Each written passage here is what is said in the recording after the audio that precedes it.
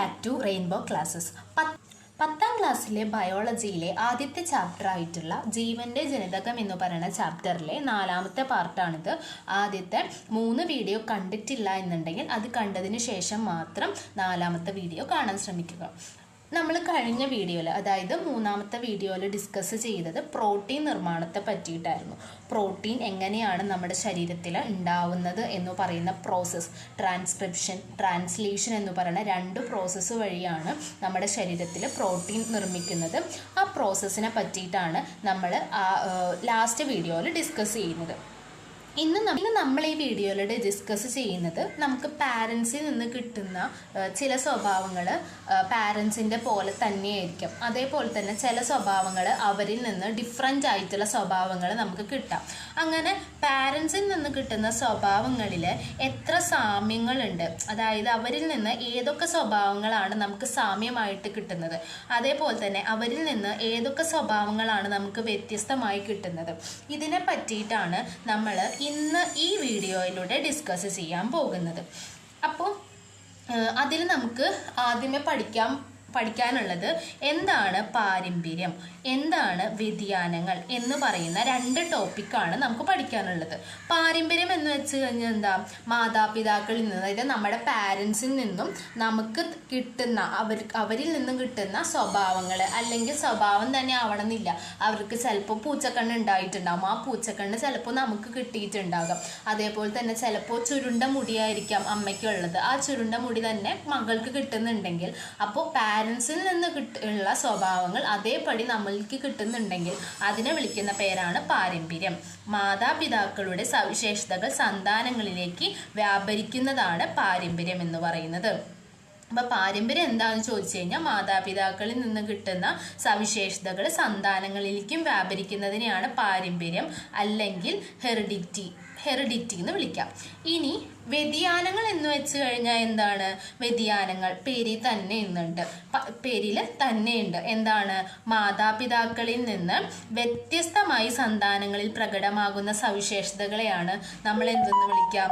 വ്യതിയാനങ്ങൾ എന്ന് വിളിക്കാം. അപ്പോൾ വ്യതിയാനം എന്ന് വെച്ച് കഴിഞ്ഞ് കഴിഞ്ഞാൽ മാതാപിതാക്കളിൽ നിന്ന് അവരുടെ സ്വഭാവത്തിൽ നിന്നും ഡിഫറൻറ്റ് ആയിട്ട് നമുക്ക് കിട്ടുന്ന സ്വഭാവം എന്താണ്? ഇപ്പോൾ കുട്ടിയുടെ അച്ഛൻ എന്ന് പറയുന്നത് ഭയങ്കര ദേഷ്യക്കാരനാണെന്ന് വിചാരിക്കാം, പക്ഷെ കുട്ടി പൊതുവെ ശാന്തശീലനാണ്. അപ്പോൾ അച്ഛനിൽ നിന്നുള്ള സ്വഭാവത്തിന് വേറെ ഡിഫറെൻ്റ് ആയിട്ടുള്ളൊരു സ്വഭാവമാണ് കിട്ടിയിരിക്കുന്നത്. അപ്പം അച്ഛൻ്റെ സ്വഭാവത്തിൽ നിന്ന് വ്യത്യസ്തമായിട്ടുള്ള സന്താനങ്ങളിൽ പ്രകടമാകുന്ന സവിശേഷതകളെയാണ് എന്തെന്ന് വിളിക്കുക?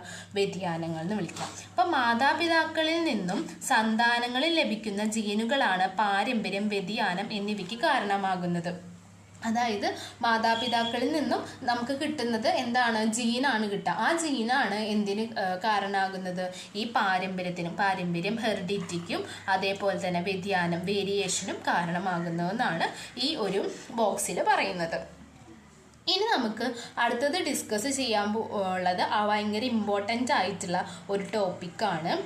അതിൽ നിങ്ങൾക്ക് ഒരാളുടെ പടം കാണാൻ പറ്റും. ആളുടെ പേരാണ് ഗ്രഹർ ജോഹാൻ മെൻഡൽ.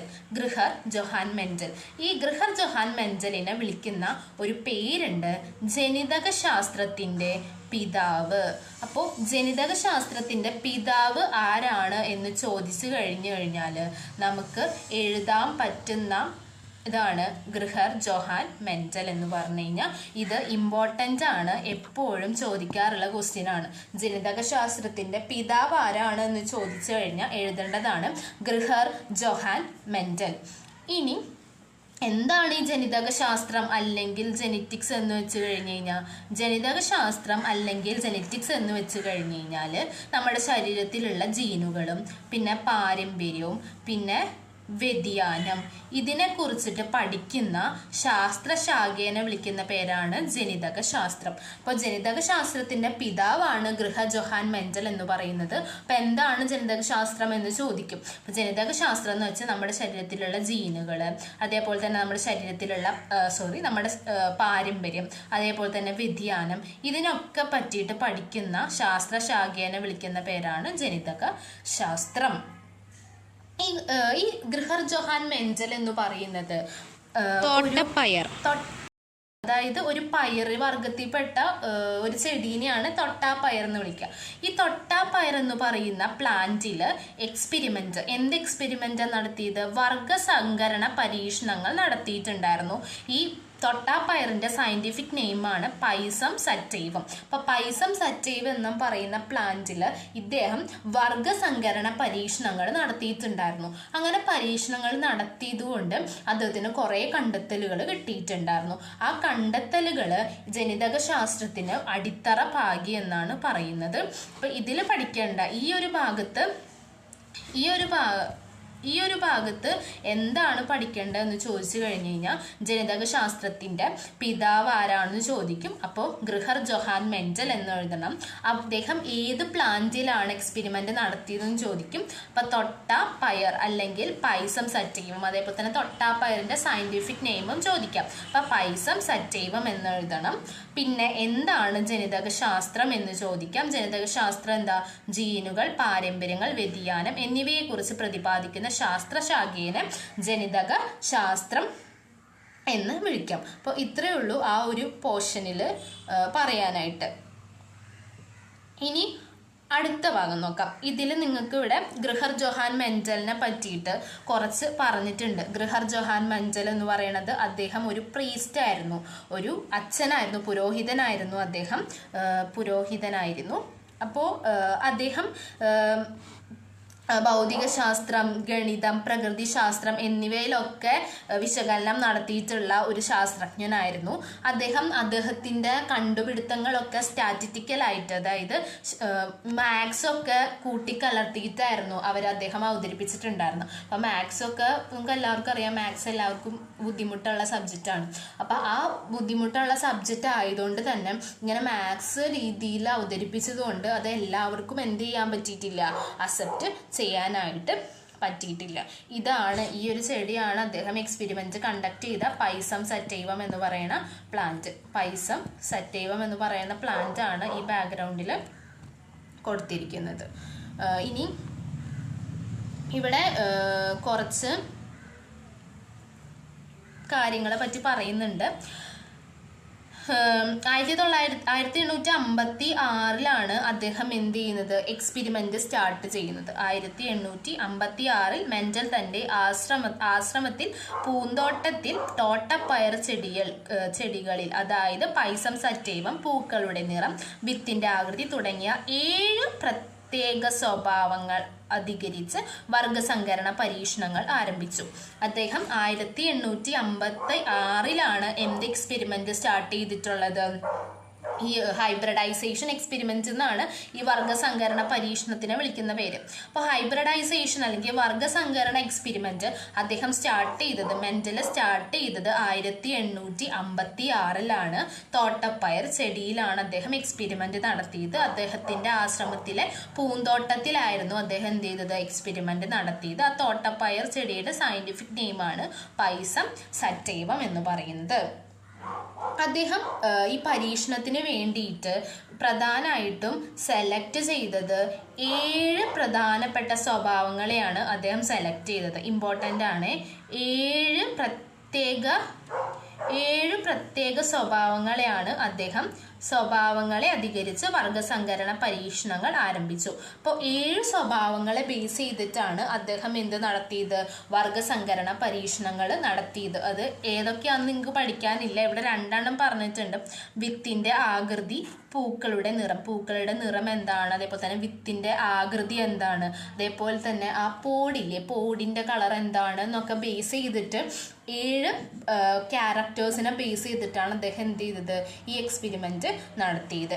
പരീക്ഷണ ഫലങ്ങളുടെ വിശകലനത്തിലൂടെ ഒരു സ്വഭാവത്തെ നിയന്ത്രിക്കാൻ ഒരു ജോഡി ഘടകങ്ങൾ ഉണ്ടെന്ന് വിശദീകരിക്കുകയും അതിനെ പ്രതീകങ്ങൾ ഉപയോഗിച്ച് ചിത്രീകരിക്കുകയും ചെയ്തു.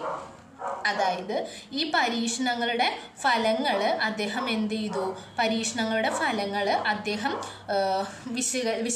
വിശകലനത്തിലൂടെ അദ്ദേഹം പറഞ്ഞത് നമ്മുടെ ചെടികളിൽ കാണുന്ന സ്വഭാവങ്ങളെ നിയന്ത്രിക്കാനായിട്ട് ഒരു ജോഡി, അതായത് 2 ഘടകങ്ങൾ ഉണ്ടെന്ന് പറഞ്ഞു. അതായത് നമ്മുടെ എല്ലാവരുടെയും ശരീരത്തിൽ കാണുന്ന സ്വഭാവത്തെ നിയന്ത്രിക്കാനായിട്ട് ഒരു ജോഡി ഘടകങ്ങളുണ്ട് എന്ന് അദ്ദേഹം പറഞ്ഞു.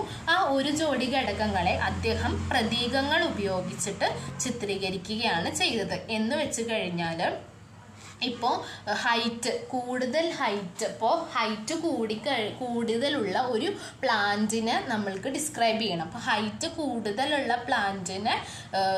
പ്ലാന്റ് ഹൈറ്റ് കൂടുതലാണ് ആ പ്ലാന്റിന് എന്ന് റെപ്രസെൻറ്റ് ചെയ്യാനായിട്ട് അദ്ദേഹം ഇംഗ്ലീഷ് ആൽഫബറ്റിലെ എന്താ ഹൈറ്റ് കൂടുതൽ എന്ന് വെച്ച് കഴിഞ്ഞാൽ എന്താ ടോൾ എന്നല്ല അർത്ഥം. അപ്പം ടോള് ഈ ക്യാപിറ്റൽ ലെറ്റർ ടി വെച്ചിട്ട് അദ്ദേഹം റെപ്രസെൻറ്റ് ചെയ്തു. അത് 2 ടി വെച്ച് റെപ്രസെൻറ്റ് ചെയ്തു. അത് ഹൈറ്റ് കൂടുതലുള്ളതിന്. ഇനി ഹൈറ്റ് കുറവുള്ളതിന് എന്ത് ചെയ്തു? സ്മോൾ ലെറ്റർ ടി വെച്ചിട്ട് റെപ്രസെൻറ്റും ചെയ്തു. ഇങ്ങനെ ഇത് ഹൈറ്റ് കുറവുള്ളതെന്നും ഇത് ഹൈറ്റ് കൂടുതലുള്ളതെന്നും പറഞ്ഞ് റെപ്രസെൻറ്റ് ചെയ്യാണ് ഉണ്ടായത്. ഇനി ജീനുകൾ എന്ന് ഈ നമ്മൾ പറഞ്ഞു ഒരു ജോഡി ഘടകങ്ങളാണ് നമ്മുടെ സ്വഭാവത്തെ നിയന്ത്രിക്കുന്നതെന്ന് പറഞ്ഞു. അന്ന് മെൻഡൽ ജീനുകളെ വിളിച്ചിരുന്ന പേരാണ് ഘടകങ്ങൾ എന്ന് പറയുന്നത്. ഈ ഘടകങ്ങളാണ് പിന്നീട് നമ്മൾ ഇന്ന് കാണുന്ന ജീനുകളായിട്ട് മാറിയത് എന്നാണ് ഇവിടെ പറയുന്നത്. ഗ്രഹർ ജോഹാൻ മെൻഡൽ തൻ്റെ നിഗമനങ്ങൾ പാരമ്പര്യ പ്രേഷണ നിയമങ്ങൾ, അപ്പോൾ അദ്ദേഹം ഈ എക്സ്പെരിമെന്റ് ചെയ്ത് നടത്തിയപ്പോൾ അദ്ദേഹത്തിന് കിട്ടിയിട്ടുള്ള നിഗമനങ്ങൾ അദ്ദേഹം കുറെ ലോസ് ആക്കി പ്രസിദ്ധീകരിച്ചിട്ടുണ്ട്. ആ ലോയിനെ വിളിക്കുന്ന പേരാണ് പാരമ്പര്യ പ്രേഷണ നിയമങ്ങൾ അല്ലെങ്കിൽ ലോ ഓഫ് ഇൻഹെറിറ്റൻസ് എന്ന് വിളിക്കുന്നത്. ഇനി അദ്ദേഹം എന്താന്ന് വെച്ച് കഴിഞ്ഞാൽ ഈ പരീക്ഷണങ്ങൾ അദ്ദേഹത്തിൻ്റെ ഈ പരീക്ഷണം, അതായത് സങ്കരണ പരീക്ഷണം ഉണ്ടല്ലോ, വർഗസങ്കരണ പരീക്ഷണം, ഈ പരീക്ഷണങ്ങൾ അദ്ദേഹം ഒരു ബുക്കിൽ പ്രസിദ്ധീകരിച്ചിട്ടുണ്ടായിരുന്നു. ആ ബുക്ക് പ്രസിദ്ധീകരിച്ചതിന് ശേഷം സസ്യസങ്കരങ്ങളെ കുറിച്ചുള്ള പരീക്ഷണങ്ങൾ എന്ന പേരിലാണ് ആ പ്രബന്ധം പ്രസിദ്ധീകരിച്ചത്. പ്രബന്ധം എന്ന് വെച്ചാൽ ആ ബുക്ക് പ്രസിദ്ധീകരിച്ചത്. ആ ബുക്കിൽ അദ്ദേഹത്തിൻ്റെ എല്ലാ കണ്ടെത്തലുകളും ഉണ്ടായിരുന്നു. പക്ഷേ നിർഭാഗ്യവശാൽ അദ്ദേഹം 1884 മരിച്ചു പോകുന്നുണ്ട്.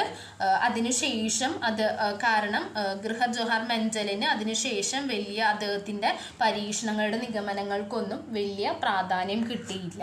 അതിനുശേഷം അദ്ദേഹത്തിൻ്റെ മരണത്തിന് ശേഷം 16 വർഷങ്ങൾക്ക് ശേഷം സസ്യശാസ്ത്രജ്ഞരായിട്ടുള്ള 3 പേര്, Hugo de Vries, Carl Correns and എസ്ക് വോൺ ഷെർമാക് എന്ന് പറയുന്ന 3 പേര് എന്ത് ചെയ്തിട്ടുണ്ടായിരുന്നു? ഗ്രഹർ ജോഹാർ മെൻഡലിൻ്റെ പരീക്ഷണങ്ങൾ പ്രാധാന്യം തിരിച്ചറിഞ്ഞിട്ട് അവരെന്ത് ചെയ്തു? ഗവേഷണങ്ങൾ നടത്തി. ഇപ്പോൾ ഇത് ഗ്രഹർ ജോഹാർ മെൻഡൽ അന്ന് പറഞ്ഞു വെച്ചത് ശരിയാണ് എന്നുള്ള കൺക്ലൂഷനിലോട്ടേക്ക് എത്തുകയാണ് ചെയ്തത്. അപ്പോൾ ഇത് ജസ്റ്റ് ഒരു ഇൻട്രൊഡക്ഷൻ വീഡിയോ ആണ്. ഇനി മെൻഡലീവിൻ്റെ പരീക്ഷണങ്ങളും അതിൽ അദ്ദേഹം എങ്ങനെയാണ് പരീക്ഷണങ്ങൾ നടത്തിയത്, ആദ്യം മോണോ ഹൈബ്രിഡ് ക്രോസ്, പിന്നെ ഇതൊക്കെ ഈ കാണുന്നതൊക്കെ ഡൈ ഹൈബ്രിഡ് ക്രോസ് ആണ്. അങ്ങനത്തെ ഉള്ള ക്രോസുകളെ പറ്റിയിട്ടൊക്കെ നിങ്ങൾക്ക് ഇനി പഠിക്കാനുണ്ട്. അപ്പോൾ ഈ ഒരു വീഡിയോ എന്ന് പറയുന്നത് ജസ്റ്റ് ഒരു ഇൻട്രൊഡക്ഷൻ വീഡിയോ ആണ്. മനസ്സിലായെന്ന് വിചാരിക്കുന്നു. മനസ്സിലാവുന്നുണ്ടെന്നുണ്ടെങ്കിൽ ചാനൽ സബ്സ്ക്രൈബ് ചെയ്യുക. നിങ്ങളുടെ സപ്പോർട്ടാണ് എനിക്ക് ഊർജ്ജം എന്ന് പറയുന്നത് അടുത്ത വീഡിയോ ഇടാനായിട്ട്. എല്ലാവരും സബ്സ്ക്രൈബ് ചെയ്യുക. Thank you.